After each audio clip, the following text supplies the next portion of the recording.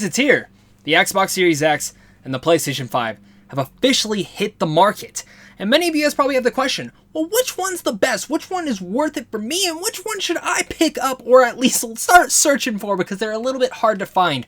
Well, guys, I'm going to be answering all those questions for you guys, as well as maybe helping you choose which one's going to be your best. Because the thing is, not everyone's going to be able to pick them up, and not everyone's going to be able to have both consoles.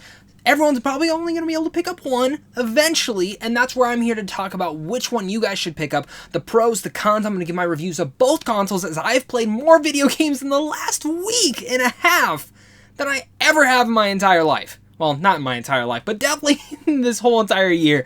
It's been a great thing kind of jumping back into gaming, and on this channel you guys will be getting tons of gaming content in the next couple of weeks, as well as just movie content, TV content, and all sorts of geeky content. I love talking all that stuff, so if you guys like all that, make sure to hit that like and subscribe button, as well as comment down below and let me know your guys' thoughts. Which one are you swaying towards?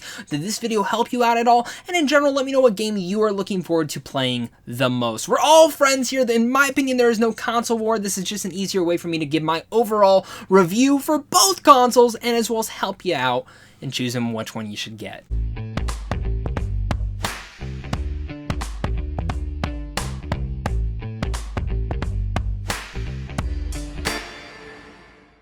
Easiest way to kind of start this whole entire discussion is to start with the Xbox Series X. And I have some pros to talk about. Technically, this fast SSD and everything in it runs so smooth.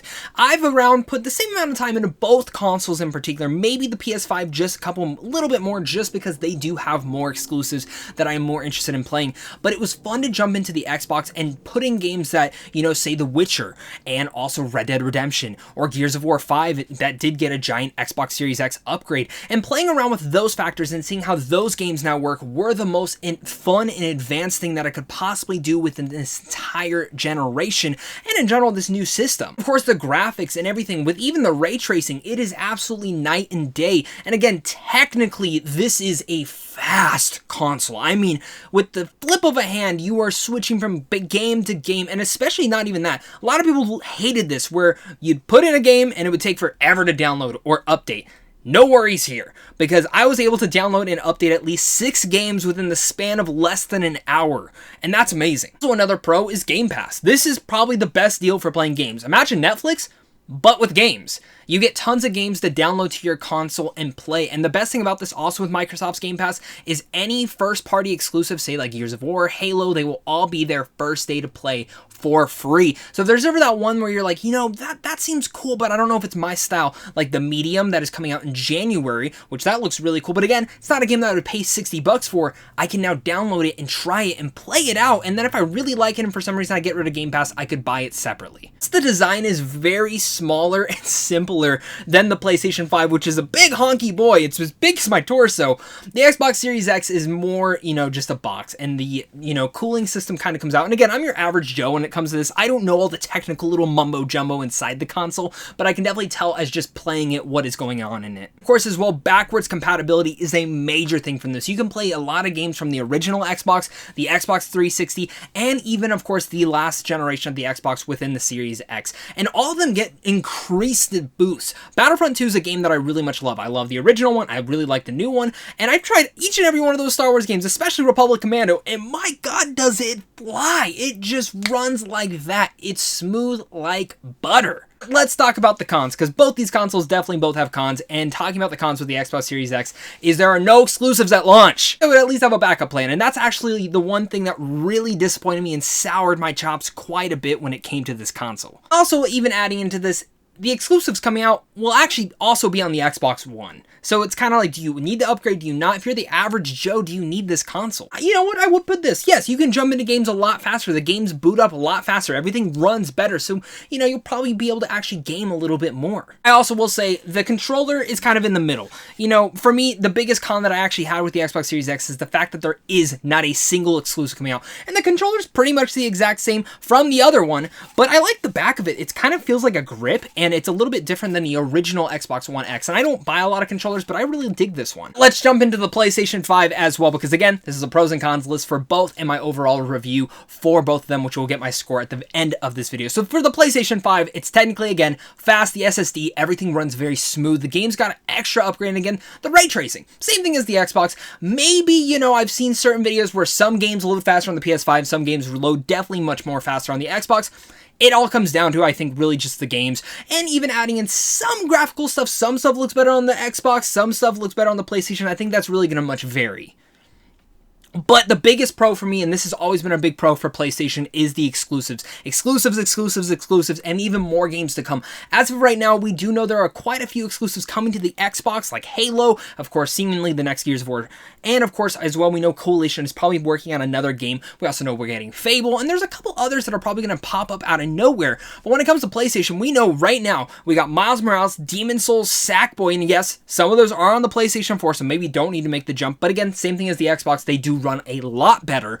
But even adding in there, not just those exclusives, you have Clank coming next year, Horizon Forbidden West, Final Fantasy 16, and God of War Ragnarok, which are all probably going to be amazing. They also have the likes of Last of Us, Uncharted, Ghost of Tsushima, Days Gone, Death Stranding. The last generation was cluttered with tons of exclusives, and I would go as far to say at least 9 out of 10 of those were fantastic. Each of those, most of them actually even got an upgrade up to 60 frames per second, which is just fantastic to play around in. So I know my PC players, you guys have already had that, so just let us console players be a little bit happy. As well, they also do have PlayStation Now and PlayStation Plus Collection. Now, if you do play for PlayStation Plus Collection, you do get a lot of cool games for free, like some of the ones that I just mentioned. And PlayStation Now, in a sense, is the Game Pass. I just think it's been a little bit put on the back burner and needs a little bit of a redo. So the DualSense controller is absolutely incredible. This is absolutely my favorite controller I've ever played. When you're shooting a gun, it actually struggles to shoot down. It feels like you're actually shooting a gun. When you're swinging around like Miles, it actually feels like you're swinging. It is such a unique controller that is indescribable. I can only touch the tip of what this controller can do. Let's talk about some cons. There are issues with the console shutting off right now and glitches within rest mode.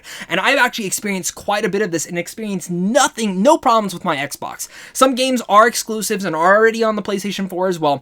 And the storage size is not the best. But when it comes down in the middle, it's huge. And not everyone's going to like the design. I actually really like the design. It's just really gigantic. And the UI is something I definitely need to get used to. I wish they would have just probably kept the PlayStation 4 UI. Overall, with all those pros and cons, I definitely think the Xbox Series X is more of a console for just your average Joe consumer. Someone wants to jump in and play as many games as possible. But for someone who loves exclusives, who loves stories, that's probably going to be more on the PlayStation 5 story. They're both great consoles, but as of right now, I've actually experienced more issues with my PlayStation 5 than on my Xbox. And a lot of people have always called me, you're a Sony fanboy. I kind of am. I collect so much Sony stuff. I've always been team PlayStation, but I gotta give the thoughts and I gotta be honest that I've had more issues with my PlayStation, especially with it just shutting off randomly. Now I'm even afraid to even touch the damn thing with my external hard drive because apparently that is a lot of the issues.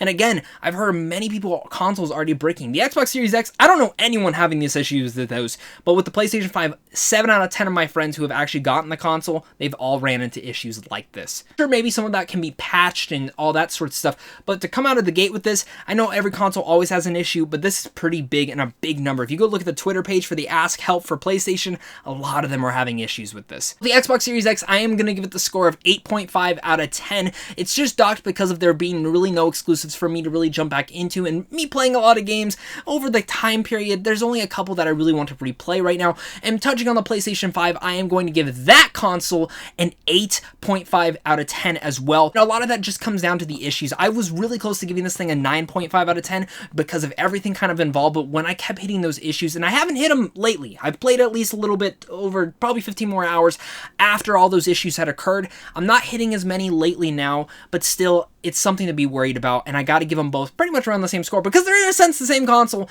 It just depends on which one you guys want to touch. Again, Game Pass is an excellent deal, and it's the best deal you can possibly get when it comes to gaming, but the PlayStation 5 as of right now does have the better exclusives to play, especially since it is backwards compatible with the PS4. I want to hear what your guys' thoughts are. Did this help you at all? Were you guys interested in hearing my thoughts? And do you guys love video games, movies, and TV? Well, let's discuss it more down below in the comment section, guys. Hit that like and subscribe button on your guys' way out, and of course, until next time, stay classy.